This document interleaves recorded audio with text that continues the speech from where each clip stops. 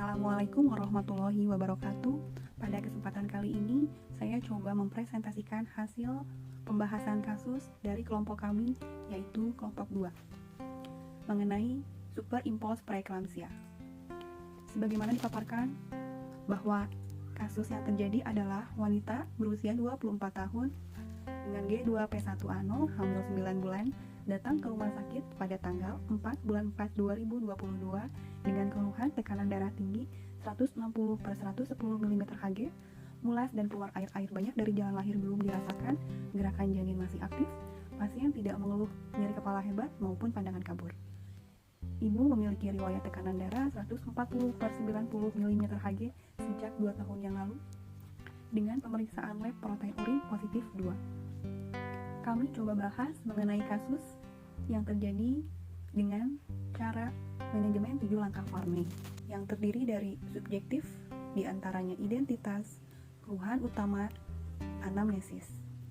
Kedua, objektif, diantaranya pemeriksaan fisik, pemeriksaan obstetrik, pemeriksaan penunjang, serta usulan pemeriksaan. Adapun asesmen terdiri dari interpretasi data dasar, identifikasi diagnosa atau masalah potensial, antisipasi tindakan segera, dan diakhiri dengan planning yang terdiri dari perencanaan, pelaksanaan, dan evaluasi. Gambaran umum dari superimpos preeklamsia. Definisinya adalah hipertensi kronis lalu diperberat PEB.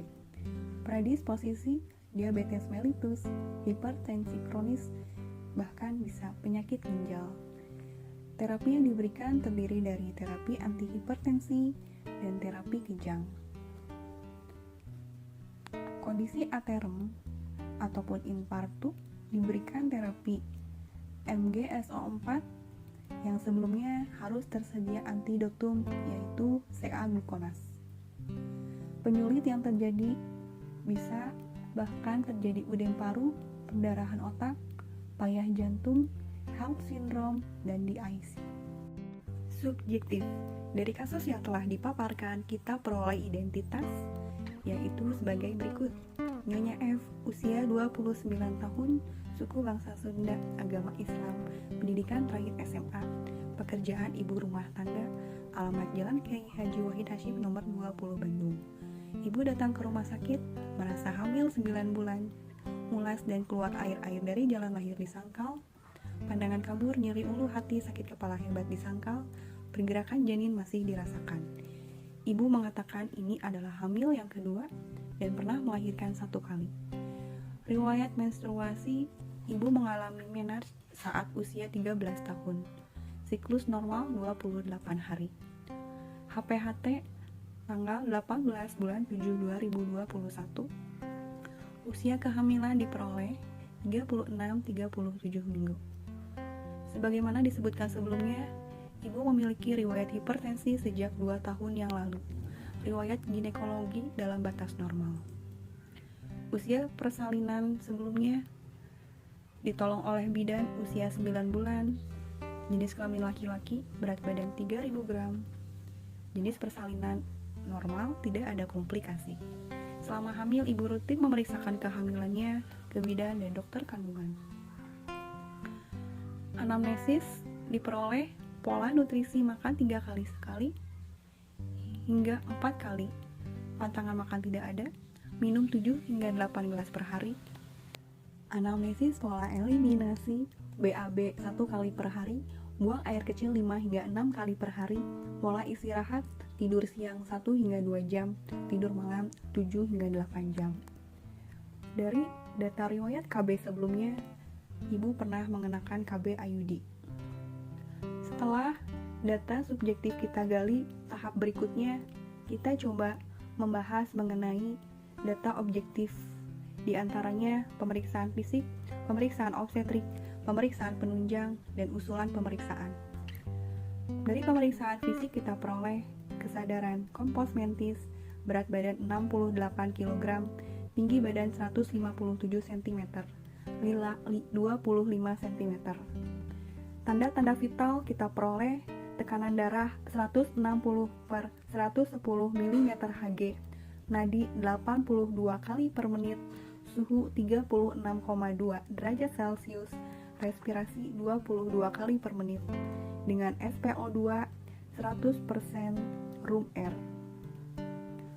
Kondisi mata konjungtiva merah muda, sklera putih, terdapat udem palpebra, leher tidak ada pembesaran kelenjar getah bening maupun kelenjar tiroid, serta tidak ada peningkatan vena jugularis. Paru-paru bunyi normal, tidak ada ronki, jantung auskultasi normal, tidak ada murmur. Mamae dalam batas normal dan sudah terdapat kolostrum. Abdomen terdapat striae gravidarum dan tidak ada ditemukan bekas luka operasi. Pada saat pemeriksaan diperoleh His 1/10 dengan durasi 10 detik, intensitas kurang kuat. Diperoleh tinggi fundus uterus 30 cm dengan taksiran berat badan janin menurut rumus Johnson diperoleh 2790 gram. Palpasi diperoleh Leopold 1 raba bokong, Leopold 2 tahanan terbesar berada di sebelah kanan, pada Leopold 3 bagian bawah teraba kepala agak melenting. Dan ketika dilakukan Leopold 4, kepala janin sebagian sudah masuk pintu atas panggul dengan kondisi divergen dan perlimaan di 2/5. Auskultasi diperoleh detak jantung janin 148 kali per menit reguler, bisi usus positif. Pemeriksaan obstetrik yang lainnya yaitu pemeriksaan genetalia. Vulva vagina dalam batas normal, tidak ada pembesaran kelenjar Bartholin, dan belum ditemukan blood sow. Dari pemeriksaan dalam, diperoleh porsio tebal lunak, pembukaan 1 cm, ketuban utuh positif dengan penurunan kepala station 0. Dan pemeriksaan anus tidak ditemukan adanya hemoroid. Pemeriksaan ekstremitas baik tangan maupun kaki diperoleh bentuk simetris.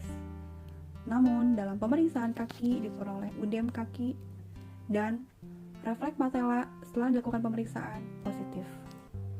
Pemeriksaan penunjang kita lakukan beberapa di antaranya yaitu pemeriksaan NST dengan hasil kategori 1.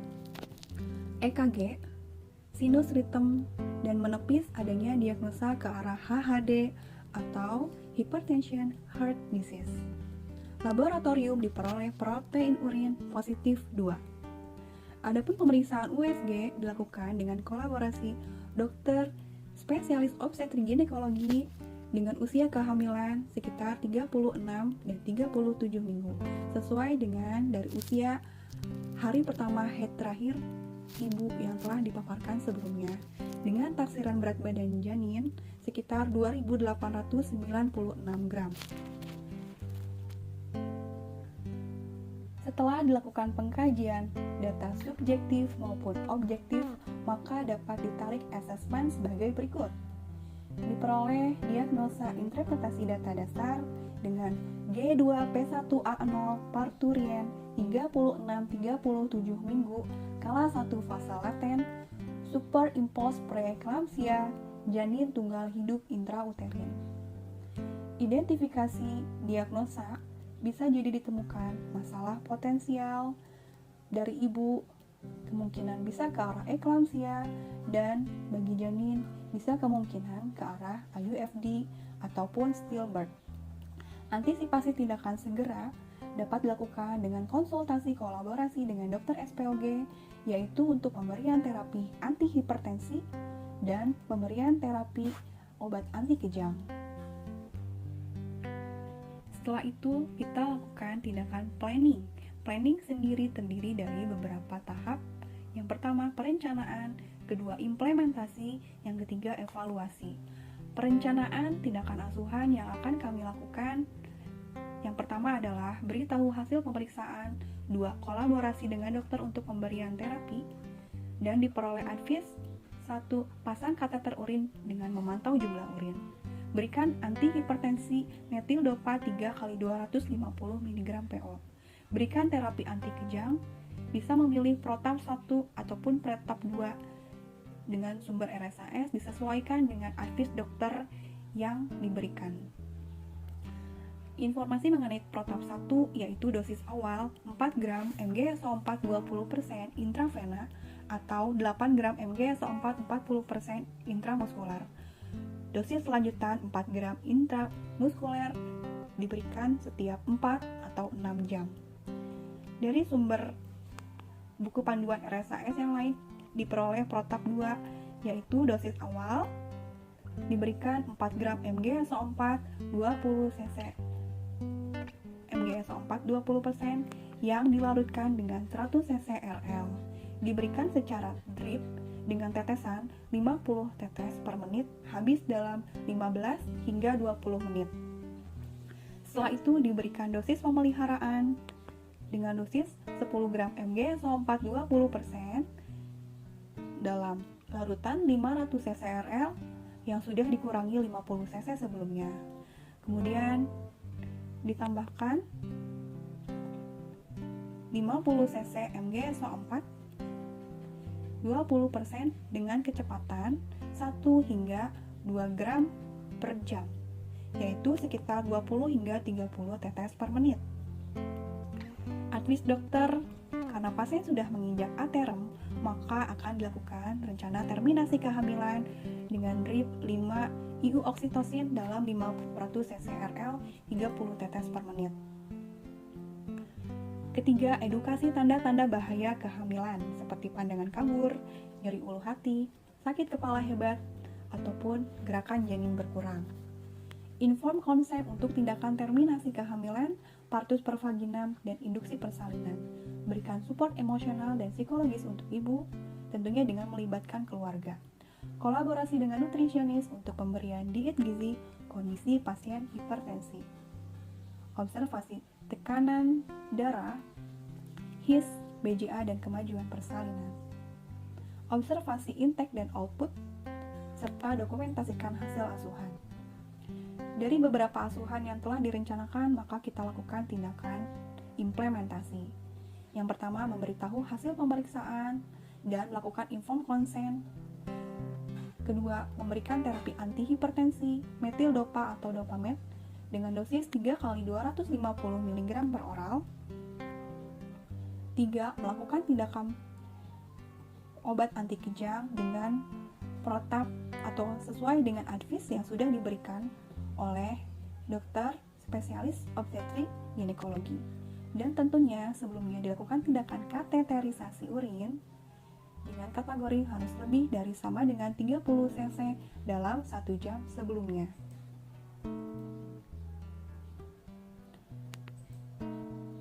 Kelima, melakukan inform consent untuk tindakan persalinan per vaginam dan induksi persalinan. Keenam, memberikan edukasi tentang tanda-tanda bahaya kehamilan. 7. Melakukan observasi baik itu intake dan output pasien, TTV, HIS, BJA, serta kemajuan persalinan. Setelah inform consent dilakukan dan pasien dan keluarga setuju, maka diberikan induksi drip 5 IU oksitosin dalam 500 cc RL 30 tetes per menit sesuai dengan advis dokter kandungan. Melakukan kolaborasi dengan nutrisionis untuk pemberian diet dengan pasien hipertensi. Serta tak lupa memberikan support emosional dan dukungan psikologis pada ibu untuk menghindari stres ketika dalam asuhan di rumah sakit. Langkah terakhir yaitu melakukan pendokumentasian asuhan dan kemudian kita lakukan evaluasi dari beberapa tindakan yang sudah dilakukan.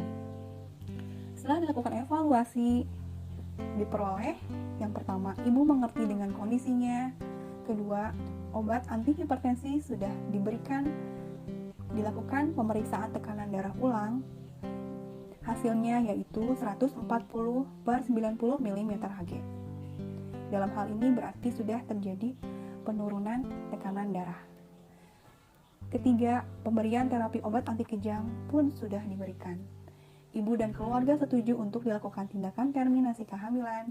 Ibu mengerti tentang tanda-tanda bahaya kehamilan. Ibu merasa tenang dengan support dan dukungan keluarga, baik dari dokter, bidan, dan nutrisionis. Ibu pun sudah memperoleh Setelah dilakukan induksi persalinan, kami lakukan pemeriksaan NSC ulang dan diperoleh dengan hasil kategori 1 dengan gambaran HIS mulai adekuat. Tetap melakukan observasi tanda-tanda vital, terutama tekanan darah, HIS, bunyi jantung anak, kemajuan persalinan yang telah kami catat dalam rekam medis pasien, dan RME. Demikian pemaparan presentasi kasus dari kami kelompok 2. Terima kasih atas perhatiannya. Ibu sehat, bayi sehat, dambaan kami tenaga kesehatan. Wassalamualaikum warahmatullahi wabarakatuh. Salam sehat selalu.